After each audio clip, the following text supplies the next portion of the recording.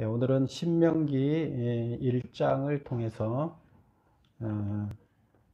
구원의 역사를 회고하는 이런 내용을 살펴보도록 하겠습니다. 이스라엘의 구원의 역사를 모세가 회고하고 있습니다. 신명기는 세 편의 설교라고 말씀을 드렸죠. 신명기는 모세가 가나안 땅에 이스라엘 백성이 들어가기 직전에 요단강 건너기 전에 설교를 했습니다. 근데 그 설교의 첫 번째가 회고라고 했죠. 그 두 번째가 율법이라고 이렇게 얘기를 했어요. 그러면 첫 번째 봐야 될 게 이제 회고인데요. 회고는 뭐예요? 현재까지 이스라엘 출애굽해서 현재까지 이스라엘 백성들이 이 하나님의 율법을 받는 과정에서 하나님의 은혜가 어떻게 임했느냐 하는 이야기를 다룬 게 이제 첫 번째 설교라 그랬어요. 그래서 그 첫 번째 설교가 한참 진행되는데 오늘 그 첫 번째 시간입니다. 그래서 그 회고하는 이야기를 우리가 볼 수가 있습니다. 자, 그러면 일단 오늘은 1장 전체를 살펴볼 건데요. 1번을 한번 보겠습니다. 메모 1번을 보세요. 1장을 내용별로 단락을 구분한다면 어떻게 구분할 수 있을까? 그래서 1장이 내용 이렇게 보면 몇 절까지 있나요? 몇 절까지 있어요? 46절까지 있죠. 좀 길죠? 긴데 핵심 내용을 우리가 이렇게 길 때는 무슨 내용인가를 더듬어 가면서 요약할 필요가 있습니다. 그래서 세 단락으로 이렇게 크게 나눌 수 있는데 1절에서 5절까지가 이제 첫 번째 단락이에요. 이게 이제 서론 부분이에요. 그리고 이제 두 번째 단락은 호렙산에서 있었던 일을 6절부터 어디까지 한다고 적어있어요? 18절까지 오늘 본문 읽은데 18절까지가 이제 6절부터 18절까지가 뭐라고요? 호렙산에서 있었던 일이에요. 호렙산이 무슨 산이에요? 다른 말로 무슨 산이에요? 시내산. 시내산은 율법을 받았잖아요. 모세가 그 처음에 모세는 40년 동안 애굽에서 왕자로 살았죠. 그리고 사람을 죽이는 바람에 자기를 죽이려고 왕자임에도 불구하고 왕자끼리 서로 다툼이 있었죠. 근데 그 왕자끼리 다툼이 있는 그 사이에 그런 과정에서 애굽 사람을 잘못 죽여갖고 그 다른 왕자가 자기를 죽이려고 하니까 이제 안 되겠다. 그래서 그 땅을 도망가게 되는 거죠. 애굽을 떠나서 간 데가 어디였어요? 광야였어요. 미디안 광야로 도망을 갔어요. 그래 거기 가서 어떤 여자를 양치는 여자를 만나게 됐는데 그 여자를 만나서 결혼하게 됐고 그 여자가 십보라고 그 아버지가 미디안 쪽의 제사장이었어요. 그래서 이드로라는 사람인데 그래서 광야에서 40년 동안 처갓집 양을 치면서 처가살이를 했어요. 그래서 그러다가 갑자기 호렙산이라는 곳에서 모세를 불렀죠. 하나님이 떨기나무에서 불러서 모세야 모세야.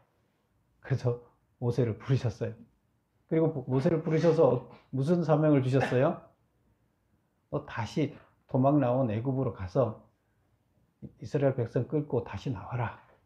그래서 모세가 저 못합니다. 그랬어요. 내가 너와 함께 할 거니까 내가 시키는 대로만 하면 된다. 그래서 다시 들어가서 이제 백성들을 끌고 나오죠. 그래서 출애굽을 해서 나와서 광야에서 몇 년을 살았어요? 이드로 그 장인이 살고 있는 그 광야, 자기가 40년 살았던 그 광야에서 이스라엘 백성들을 거느리고 와서 40년 동안 교육을 시키게 됩니다. 그래서 80이 돼서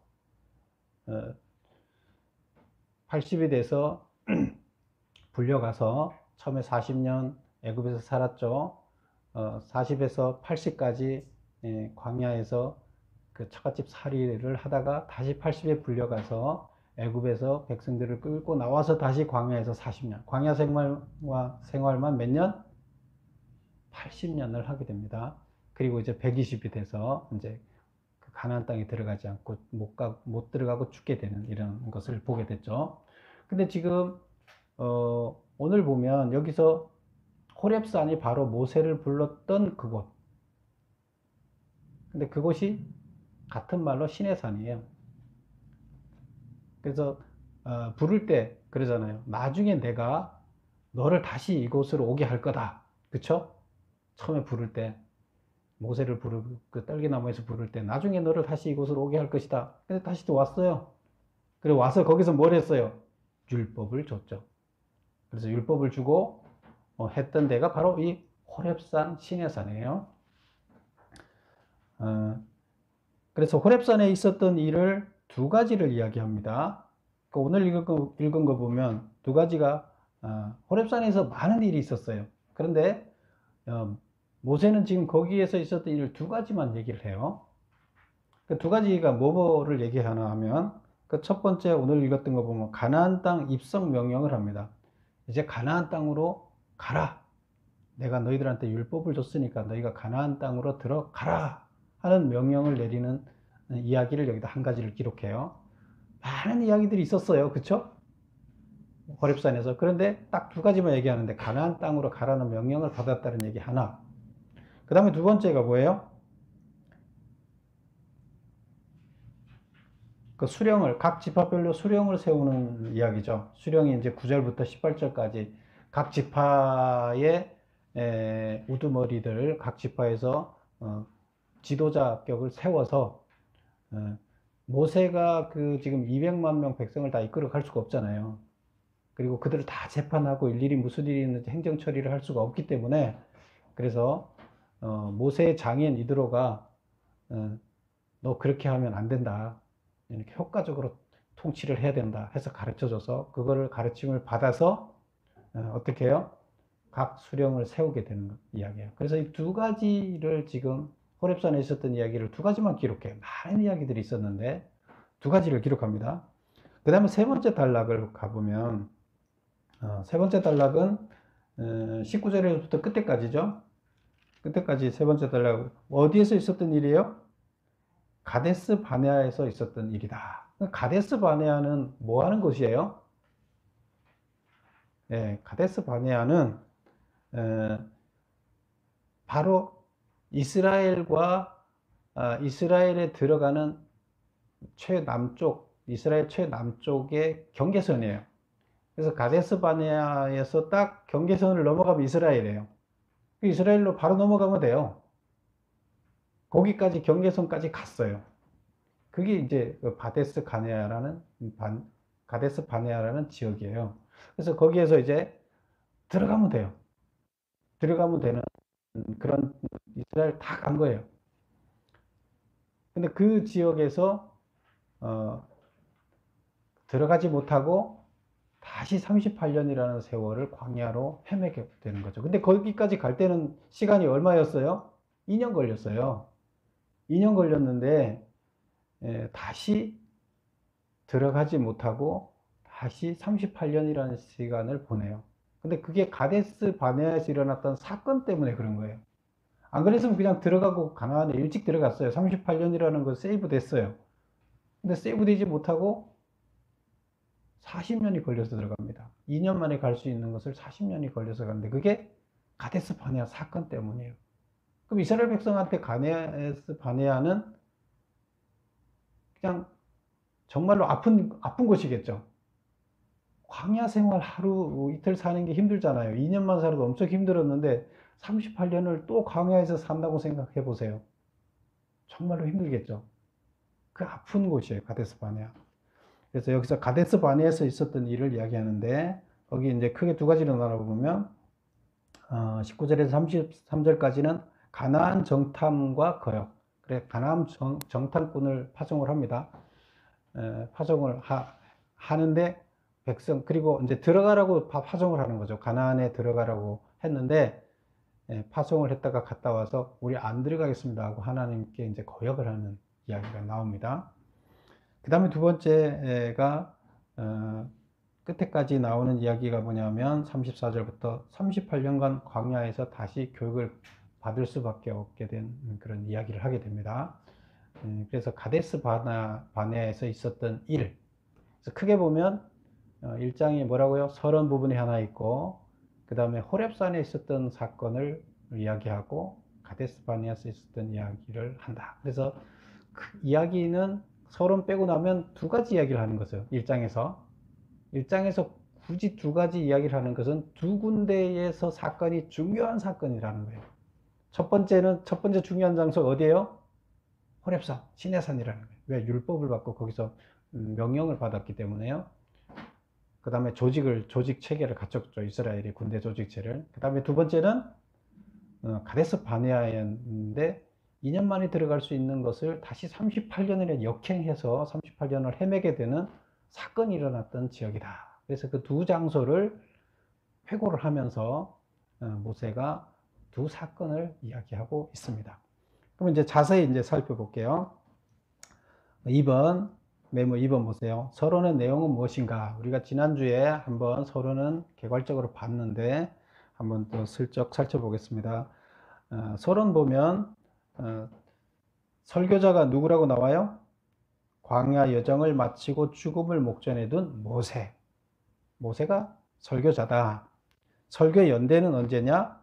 거기 나오죠. 본문에 2절에 보면 산에서 세일산을 지나 가데스 바네아까지 10하루 길이었더라.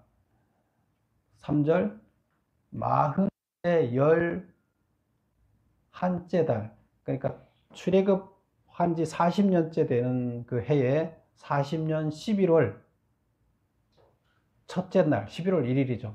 40년 11월 1일 40년 만에 가나안 땅으로 들어가는데 이제 얼마 남았어요? 그러면 꽉 채우면 12월 꽉 채우면 40년 12월 말일에 들어간다고 하면 며칠 남았어요? 2달 남았죠. 2달. 그쵸? 11월 초니까 11월 달 한 달, 12월 달 한 달, 2달 남았어요. 그래서 11월 첫째 날 2달 남겨놓고 첫째 날 이제 설교를 하는 거예요. 그때 이제 설교를. 그래서 출애굽 연도가 우리가 성경에 그 출애굽 연도가 언제 나오면 1446년이에요. BC. 그러니까 BC는 거꾸로 읽으면 되죠. 숫자가 거꾸로 가죠. 그래서 40년을 빼면 1406년이 이제 여기 지금 오늘 설교를 하는 날짜라 이렇게 보면 되는 거죠. 그래서 40년째 되는 날 11월 1일 2달 남겨놓고 이제 설교를 한다. 설교 장소는 요단강 동쪽 모압 평지다. 설교 대상은 가나안 입성을 2달 열을 앞둔, 그래서 가나안 입성이 10일 날 입성을 하게 됩니다. 다음 해 40이 지나고 그 다음 해 41년째 10일 날 들어가게 되기 때문에 그래서 2달 열흘을 남겨놨다. 남겨놓은 신세대에게, 새 세대에게 설교를 한다. 설교 내용은 뭐예요? 이스라엘 백성에게 주었던 율법을 다시 설교를 하는 거예요. 다시 정리를 다 해서 백성들한테 다시 설교를 하는 거예요. 근데 이게 이제 재해석해서 설교를 하는 것이다. 이렇게 보면 됩니다. 우리 그 그림을 잠깐 볼까요? 주보 앞에 그림을 한번 보세요. 자, 이스라엘을 그 땅을 볼 때는 처음에 뭘 보라 그랬어요? 자, 갈릴리 호수에서부터 갈릴리 호수가 있고 쭉 해서 사해까지 요단강이 그어져 있다 그랬죠. 그 지도를 그리면 이렇게 경계선을 그려 놓습니다.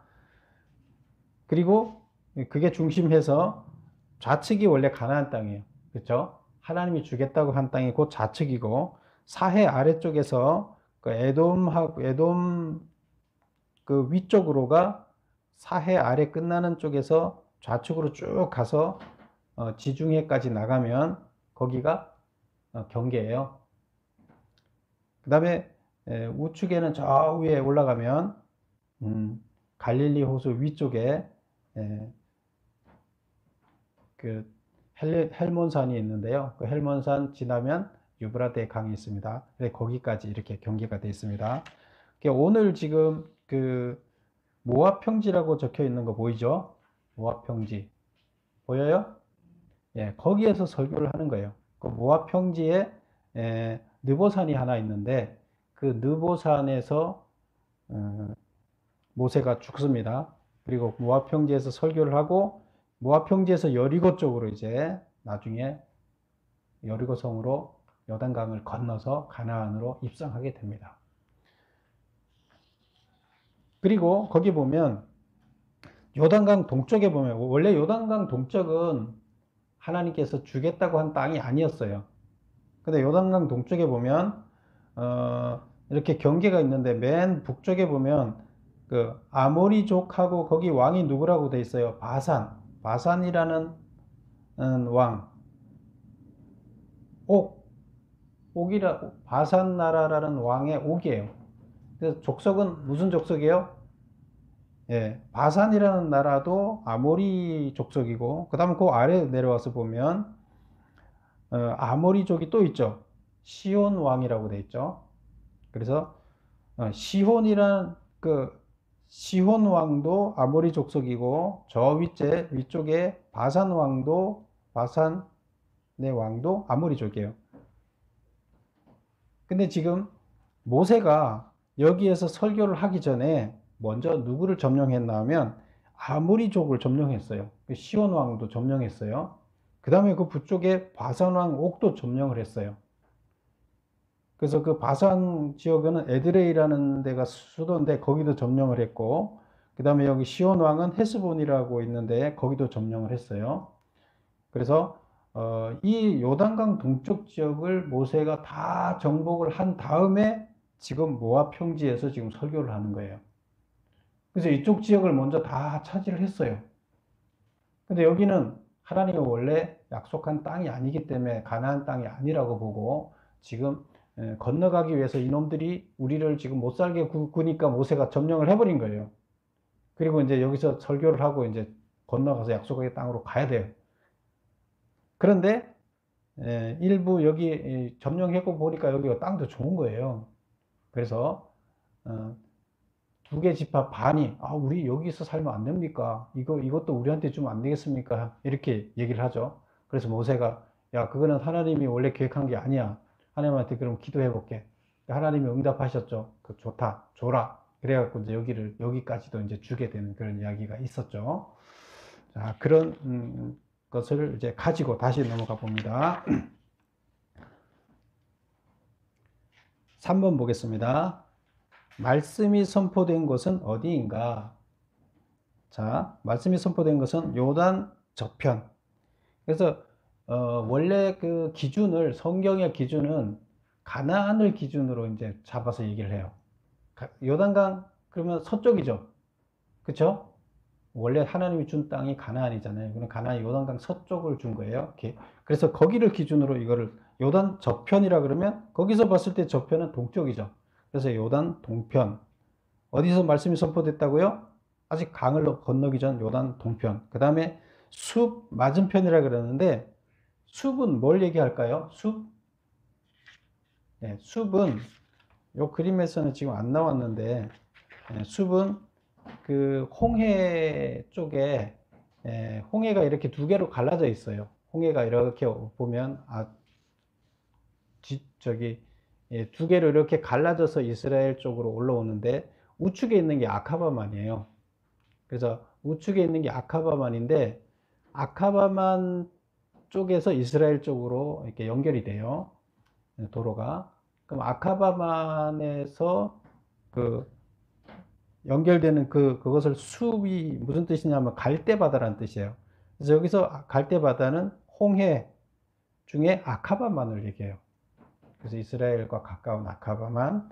그래서 숲 맞은편이다 그러면 숲이 아래쪽에 있으니까 홍해 바다가 아래쪽에 있으니까 아카바만이 위쪽 맞은편 위쪽을 얘기하는 거예요. 그 다음에 아라바 광야. 아라바 광야는 어디를 얘기하냐면 아까 우리 그림에서 봤죠. 갈릴리 호수에서부터 맨 아래쪽 내려가면 이제 홍해 이제 건너간 거기 아카바만 있다 그랬죠. 아카바만하고 갈릴리 사이에 있는 지역을 뭐라고 한다고요? 아라바 광야라고 한다 그래요. 근데 그러면 왜 여기가 광야가 될까요? 그 강도 지나가는데 왜 광야가 돼요? 예, 이스라엘 지형은 어떻게 되어 있냐면 강이 헬몬산에서부터 그 눈이 녹아서 쭉 내려와서 갈릴리 호수를 이루고 호수에서 물이 다시 흘러서 요단강을 흘러서 사해까지 들어가고 사해에서 물이 밖으로 안 나간다 그랬죠. 사해가 낮기 때문에. 그게 끝이에요. 그런데 그 동쪽으로 서쪽으로 쭉 가면 가나안 땅인데 가나안 끝에 가면 지중해잖아요. 그러면 지중해하고 지금 여기 그 요단강하고 그 사이가 이스라엘 땅인데 그 사이에 요단강 가까이에 산이 있어요. 높은 산이 있어요. 그 우리나라로 보면 서해안 쪽은 어때요? 서해안 쪽은 평지죠. 동해안 쪽은 대관령처럼 극경사로 올라가서 극경사로 떨어지죠. 여기가. 그래서 서해안 쪽으로 이렇게 완만하게 올라가서 동해안 쪽에 극경사로 뚝 떨어져요. 여기도 똑같아요. 그래서 서쪽에서부터 서해안에서 평지로 이렇게 오다가 산지가 있고 산지를 지나면 요단강으로 급격히 뚝 떨어져요.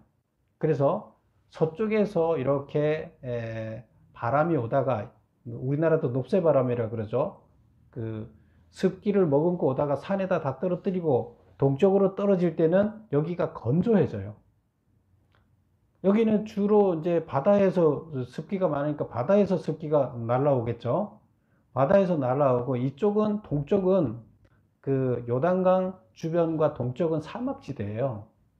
근데 요단강은 있지만 사실 여기는 비가 안 오고 북쪽에서부터 물이 산에서 얼음이 녹아서 흘러내리기 때문에 여기가 강이 있는 거지 비가 와서 강이 있는 게 아니에요.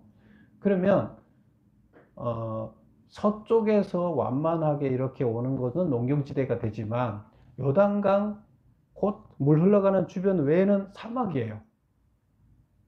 그래서 그 여기가 무슨 사막? 아라바 사막, 아라바 광야 이렇게 얘기를 합니다. 그리고 남쪽도 사막이에요. 그렇죠? 남쪽도 사막, 이스라엘 남쪽도 사막, 이스라엘 요단강 주변 동쪽도 사막이에요. 그래서 여기서 아라바 사막 이렇게 얘기하는데 이제 이 계속 나오기 때문에 이해를 하셔야 돼요, 지형을. 그 다음에 도벨과 라반과 하세롯과 디사함 사이. 그러니까 이것은 모압 평지, 그 모압 설교하는 그 주변 도시들을 얘기해요. 그래서 모압 평지라는 얘기를 이렇게 거창하게 하는 거예요. 그러면 요단 다시 한번 보세요. 이게 지금 몇 절에 나오는 이야기예요? 1절에 나오는 이야기예요. 1절에 보면 요단 저쪽은 어디라고요? 동쪽. 숲 맞은편은 어디예요? 숲은 아카바만이니까 아카바만 북쪽 이런 뜻이에요.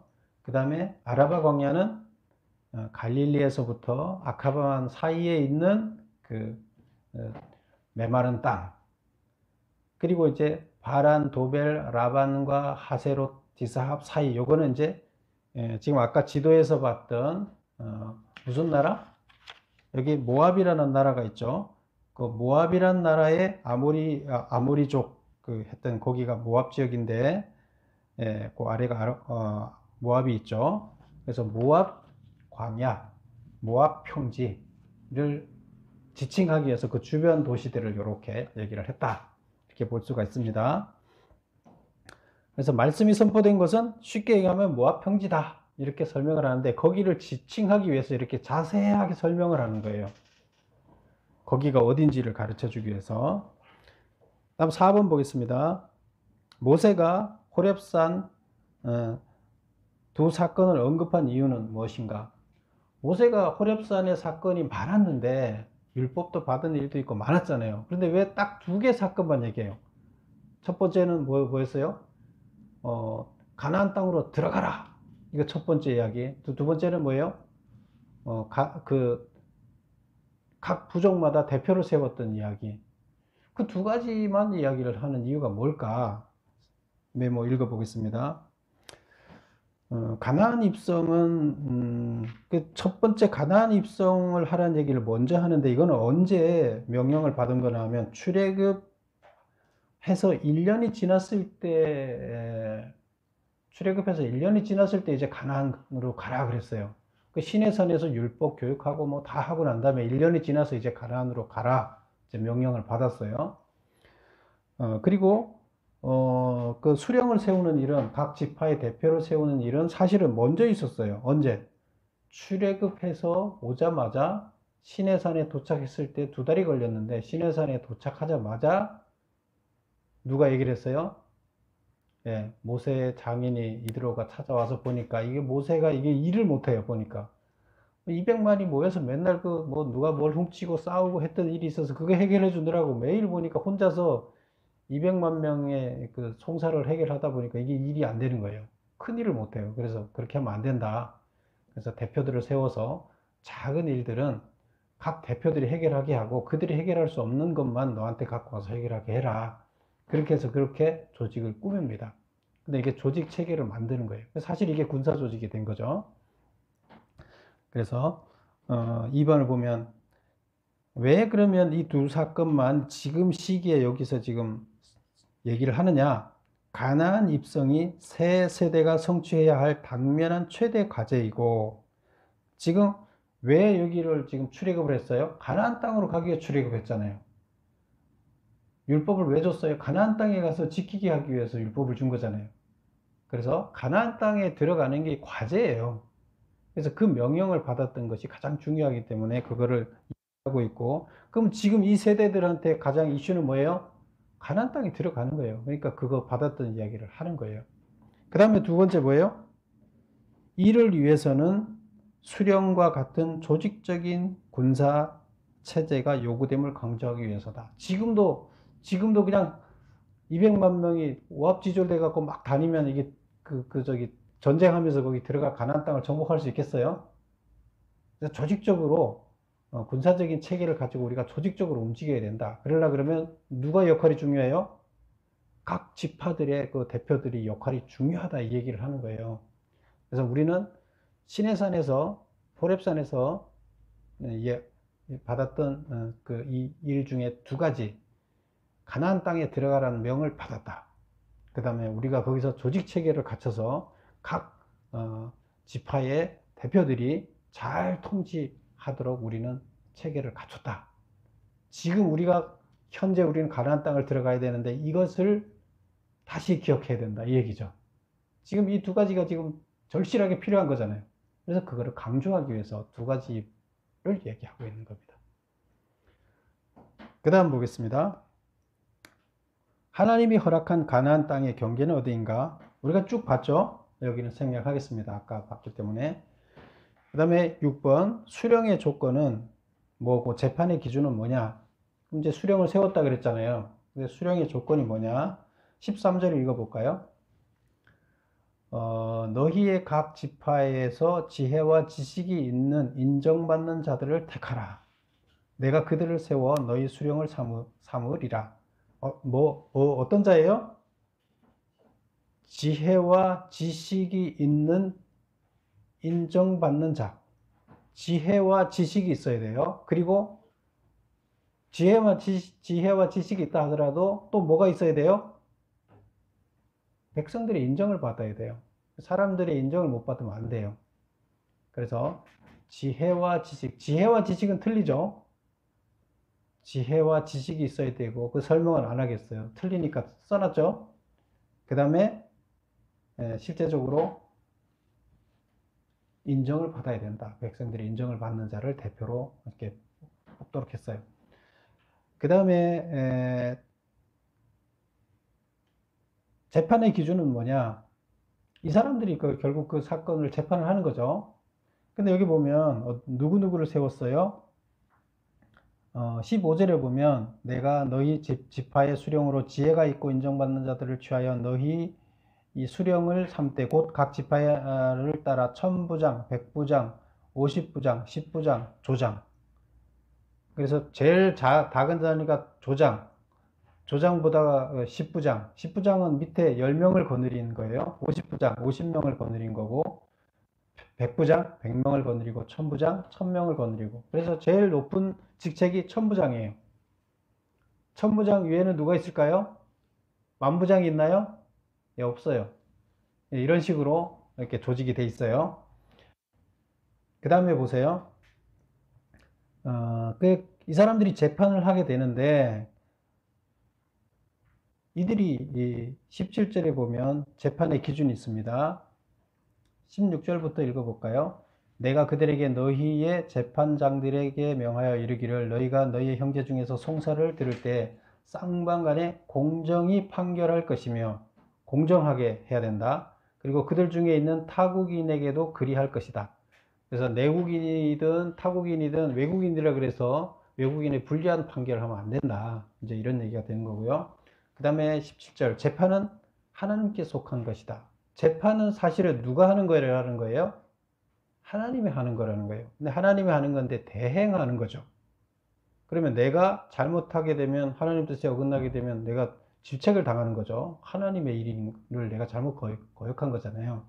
그래서 하나님의 일을 내가 대신하는 거라 생각해야지 내 마음대로 하는 거라 생각하면 안 된다는 거예요. 그래서 재판은 하나님께 속한 것인즉 너희는 재판할 때 외모를 보지 마라. 그 다음에 외모를 보니까 이 사람 마음에 쏙 들어. 그러니까 이 사람한테 좀 잘못했더라도 이 사람을 내 마음에 드니까 봐주고 이렇게 하면 안 된다. 그 다음에 귀천이라는 건 뭐예요? 귀하고 천한. 이 사람 신분 지위가 높기 때문에 이 사람 봐주고 천한 사람 함부로 해도 될 것 같고 그런데 그러면 안 된다. 사람의 낯을 두려워하지 말 것이며 사람의 낯을 두려워한다는 건 무슨 뜻이에요?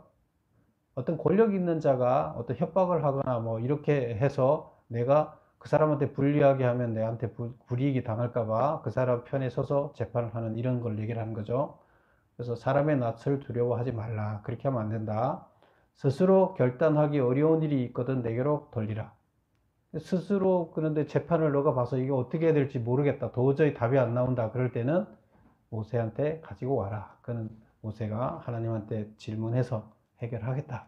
이제 이렇게 이야기를 합니다. 왜 이야기를 한다고요? 가나안 땅에 가서도 이 조직 체계를 이 재판 기준을 잘 적용해야 된다. 이런 얘기를 하려는 거예요. 그 다음에 6번, 7번 보겠습니다. 가데스 바네아 사건을 언급한 이유는 지금 이제 앞에는 이제 그 시내산 사건을 이야기했죠. 그러면 이제 가데스 바네아 사건을 이야기하는데 그럼 이거는 또 왜 얘기했을까? 읽어보겠습니다. 정탐꾼들의 불신앙적 보고를 들은 백성들이 하나님을 원망하다 저주를 받은 기록, 그 다음에 저주를 선고받은 백성들이 두려움에 젖어 하나님의 진노를 상쇄시키려고 억지로 가나안에 가려다가 패한 사건, 이것이 이제 기록되어 있는 거예요. 이게 가나안 사건, 이게 전체가 그 가데스 바네아 사건이 이 두 가지로 나눠볼 수 있는 거예요. 첫 번째는 뭐라고요? 정탐꾼들이 가서 보고 와서 우리 안 들어가겠습니다 하고 하나님한테 하나님 들어가라 그랬는데 우리 안 들어가겠습니다 하고 거역하는 거예요. 그럼 두 번째는 뭐라고요? 두 번째 사건은 그래서 안 들어가겠습니다 하고 하니까 하나님 뭐라 그랬냐면 그럼 너희들 다시 광야로 가. 40년 동안 채워야 되니까 광야로 가. 이렇게 얘기를 했어요.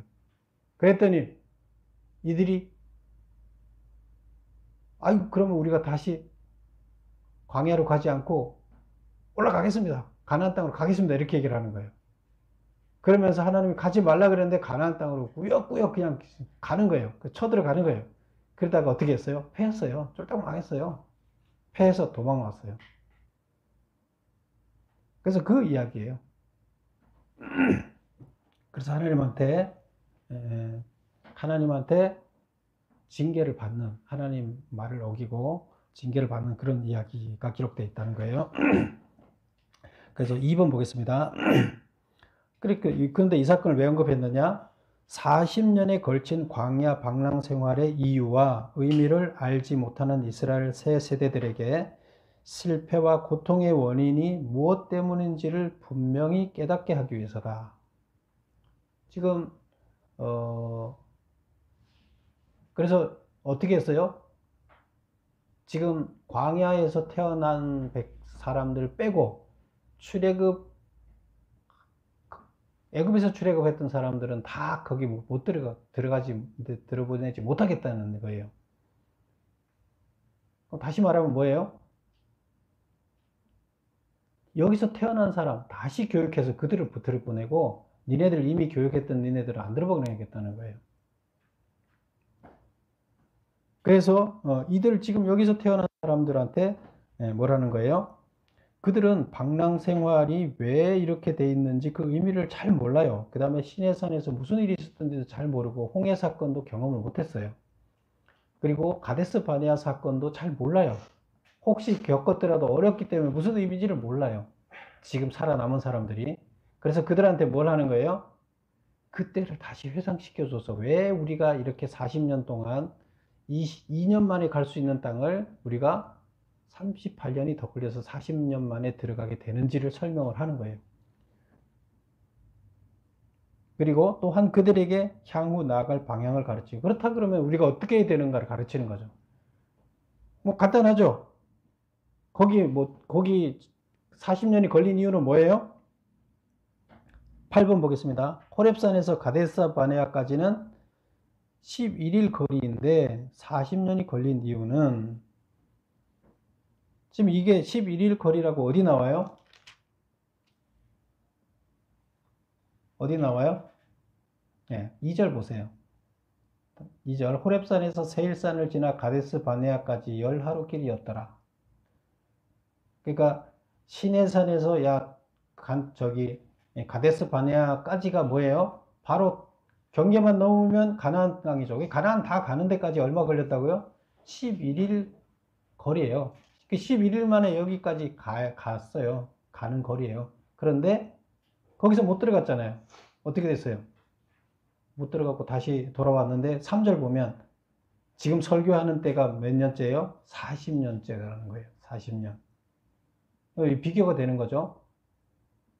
11일 만에 갈 거리를 40년 걸려서 다시 가게 지금 들어가는 입장이 됐다. 가나안 경계까지 다시 오는데, 경계까지 오는데 40년이 걸렸다. 11일 길이. 그래서 8번 호렙산에서 가데스 바네아까지는 원래 11일 거리인데 40년이 걸린 이유는 출애굽 세대들이 하나님께 불순종한 죄 때문이다. 이제 가나안 땅에 입성해야 할 시기가 된 이 세대들은 또다시 선조들과 같은 실수를 반복해서는 안 된다는 것이다. 선조들이 들어가지 못했던 것이 뭐 때문이었어요? 불순종인데 불순종하게 된 원인은 뭐였죠? 왜 불순종을 했어요? 정탐꾼이 가서 봤더니 상황이 어때요? 정탐꾼이 가서 봤더니 상황이 어땠어요? 거기 갔더니 땅은 엄청 좋아요. 비옥해요. 과일들이 뭐 엄청 커요. 자기들은 지금 광야에만 40년 살았는데 거기 가봤더니 어마어마하게 비옥한 땅이어서 좋아요. 그리고 그것만 그런 것이 아니라 문제는 거기에 어떤 족속이 살고 있어요? 아낙 족속이 살고 있는 거예요. 그 아낙 족속이 뭐예요? 거인이에요. 거인은 키가 거의 4m 되는 거예요. 3m 80, 거의 4m 되는 그 거인족이 살고 있어요. 그 창세기에서 네피림족이라고 나오죠. 그런 족속이 아직도 거기 살고 있는 거예요. 물론 작은 족속도 살고 있지만 이 아모리 족속 중에 많은 사람들이 네피림이에요. 거대한. 그래서 여기서 아모리족을 자꾸 얘기하는 이유가, 아모리가 가나안 땅에 여러 가지 부족이 살았어요. 7개 부족이 살았는데 아모리 부족만 계속 강조하는 이유가 아모리 부족의 이 기골이 장대한 아낙 족속들이 많았기 때문에요. 그래서 두려워요. 우리가 쟤네들을 어떻게 이기냐는 거예요. 그래서 하나님이 우리를 정탐을 해보고 왔더니 하나님이 우리를 어떻게 하게 죽이려고 지금 우리를 끌어내서 애굽에서 끌어내서 애굽에다 넣어놓고 아낙 족속한테 우리를 다 죽이려고 지금 작정을 한 거다. 이렇게 확신을 한 거예요. 누가? 정탐을 갔던 12명 중에 10명이 그렇게 확신을 했어요. 그래서 돌아와서 정탐 갔다 온 다음에 뭘 얘기해요? 정탐 결과를 보고하는데 2명은 우리가 들어가서 하나님이 준 땅이니까 갈 수 있습니다. 가서 우리가 쟁취할 수 있습니다. 2명은 얘기하는데 나머지 10명은 반대예요. 하나님 우리 죽이려고 그랬다. 우리 거기 들어가면 절대 안 된다. 하나님 나쁜 놈이다. 하나님이 지금까지 출애굽해서 10가지 그 재앙을 내려서 출애굽하게 하고 홍해를 건너고 광야에서 먹여 살리면서 그 사건 교육하고 다 하나님의 음성 들려주고 다 했는데, 그리고 거기 가라고 명령을 내렸는데 지금 와서 딱 보고 나서는 손을 절레절레 흔들면서 하나님 나쁜 놈이다. 우리 죽이려고 그런다. 그게 결론이에요. 그런데 10명이 그렇게 얘기를 하니까 백성들은 누구 말을 들어요? 2명 말을 안 듣고 10명 말을 듣는 거예요. 그럼 이제 방향을 어떻게 살아야 돼, 이들은? 애굽을 다시 돌아가야 되겠어요? 가나안 땅으로 가야 되겠어요? 광야에서 살아야 되겠어요? 여러분 같으면 어떻게 살아야 되겠어요? 근데 결론이 없어요. 갈팡질팡해요. 그러니까 탄식만 나오고 울고불고 그냥 밤에 잠도 안 자고 그냥 온 이스라엘 백성들이 통곡을 하는 거예요. 하나님 원망하면서. 그래서 하나님이 내가 2년 동안 교육을 시켜서 여기 들여보내려고, 하나님 그럼 40년 돌릴 생각이 처음부터 있었어요? 교육시킬 생각이 없었어요. 2년이면 충분하다 생각하고 2년 교육을 해서 들여보내려고 그랬어요. 그리고 정탐을 하나님이 먼저 가라 그랬나요? 여기 보면 아니에요. 누가 먼저 했어요? 가라고 한 게 아니에요. 하나님이 너희들은 그냥 들어가라 그랬어요. 한번 본문을 한번 찾아볼까요? 자, 20절. 내가 너희에게 이르기를 우리 하나님 여호와께서 우리에게 주신 아모리 족속의 산지에 너희가 이르렀나니 너희 하나님 여호와께서 이 땅을 너희 앞에 두셨은즉 너희 조상의 하나님 여호와께서 너희에게 이르신 대로 올라가서 차지하라. 두려워하지 말라. 주저하지 말라. 들어가라 그랬어요. 이제 가라. 고 명령을 내렸어요. 그랬더니 모세가 하나님의 명령을 따라서 고 했더니 22절 보면 너희가 다 내 앞으로 나와 말하기를, 고를 안 하면서 백성들이 뭐라 그러냐면 우리가 사람을 우리보다 먼저 보내어 우리를 위하여 그 땅을 정탐하고 어느 길로 올라가야 할 것과 어느 성으로 들어가야 할 것을 우리에게 알게 하자 하기에, 누가 제안을 한 거예요? 정탐을? 하나님이 얘기한 게 아니에요. 하나님은 그냥 가라 그랬어요. 그런데 이들이 자기들이 정탐해보고 가겠다는 거예요. 그러니까 그 다음 23절 보세요. 모세가 뭐라 해요? 내가 그 말을 좋게 여겨. 그래서 모세가 그것도 괜찮겠다 그러면 그래 한번 그럼 정탐을 해서 합리적으로 결정하자. 그 의견을 받아들인 거예요. 하나님은 그렇게 하라 안 했어요. 그 말을 좋게 여겨 각 지파에서 한 사람씩 12를 택하여 보냈어요. 그랬더니 26절 너희가 올라가기를 원하지 아니하고 너희 하나님 여호와의 명령을 거역했다.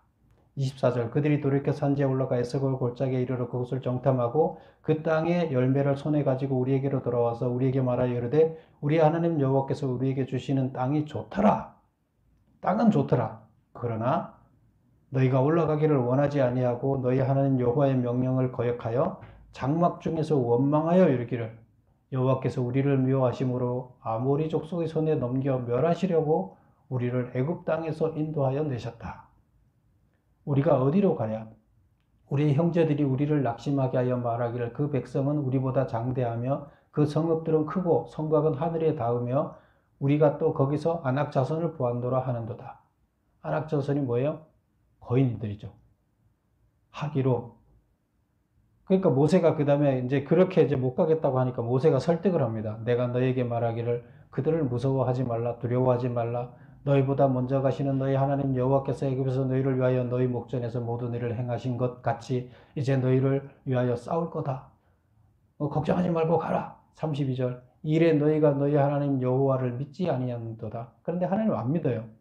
33절 그는 너희보다 먼저 그 길을 가시며 장막 칠 곳을 찾으시고 밤에는 불로 낮에는 구름으로 너희가 갈 길을 지시하신 자이시니라. 지금까지 그렇게 하지 않았느냐. 거기 가서도 그렇게 할 거다. 근데 안 믿어요.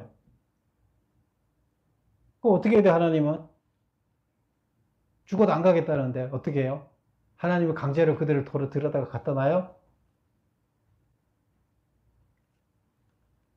34절 여호와께서 너희의 말소리를 들으시고 노하사 맹세하여 이르시되 이 악한 세대 사람들 중에 내가 그들의 조상에게 주기로 맹세한 좋은 땅을 볼 자가 하나도 없으리라.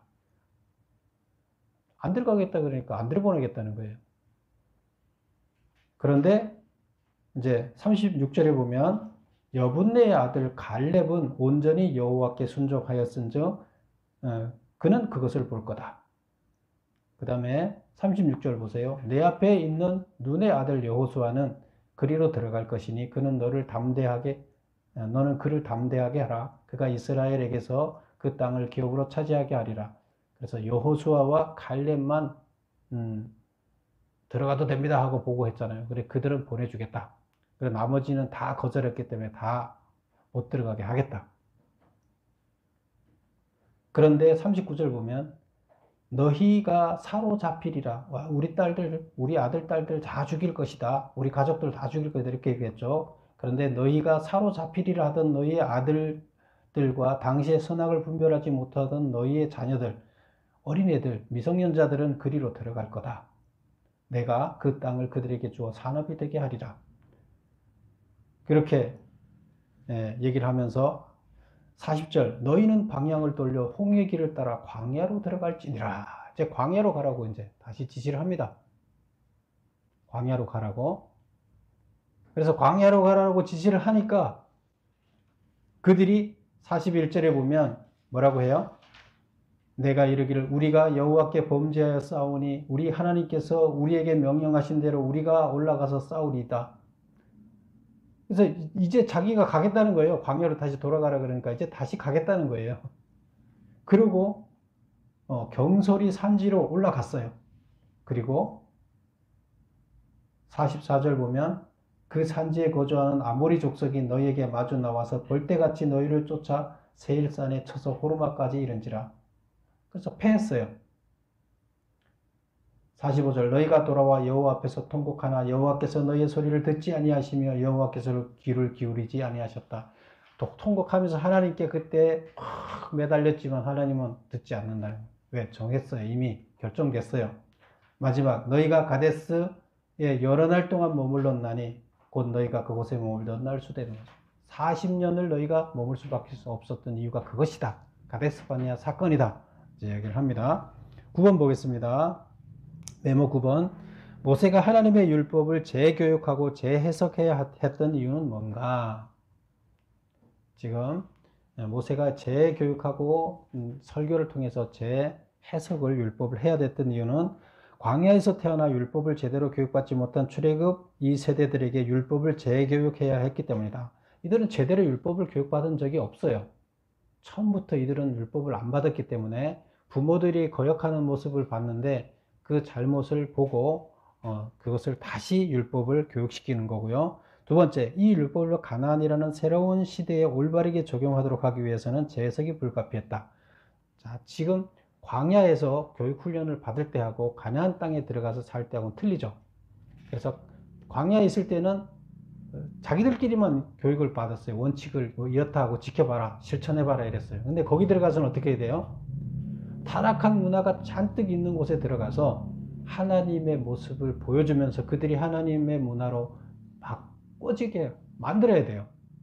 안 바꿔지면 그들을 쫓아내야 되고 남아있는 사람들은 하나님의 문화로 바꾸는 게 이들이 사명이에요. 결국 하나님의 사명은 악을 행하던 자들이 하나님의 성결한 자들로 변화되는 일을 이들한테 맡긴 거예요. 그런데 그 일을 지금 해야 되는데 그들한테 재교육을 하지 않으면 안 된다. 재해석을 해서 교육을 하지 않으면 안 된다는 거예요. 그래서 그 환경이 틀리기 때문에 재해석을 해서 율법을 교육을 하게 되는 겁니다. 그래서 오늘 결론을 보면 신명기에서 역사를 회고하는데 하나님의 은혜로 들어가게 됐는데 거역해서 들어가지 못하고 많은 시간을 허비했다. 하나님께서는 짧은 시간에 효과적으로 교육해서 들어가기를 바라지만 그러나 우리가 원치 않으면 하나님께서는 다시 될 때까지 기다리고 다시 재교육을 하신다. 우리들의 삶도 마찬가지가 되겠죠. 우리가 많은 시간을 줄이고 단축할 수가 있어요. 그러나 때에 따라서는 우리가 잘못 선택을 하게 되면 그 시간이 하나님은 원치 않지만 우리가 스스로 우리의 시간을 많은 시간 광야를 돌고 돌아서 2년 갈 것을 40년 걸려 들어가는 일이 발생할 수가 있다는 겁니다. 그래서 우리가 하나님 말씀에 순종하고 하나님 뜻대로 살아갈 때 그 시간들을 줄일 수 있지 않느냐 이렇게 생각합니다. 여러분 모두 어리석은 자가 아니라 하나님 말씀대로 사는 여러분이 되시기를 축원합니다. 기도하겠습니다. 아버지 하나님, 광야에서 원치 않은 시간들을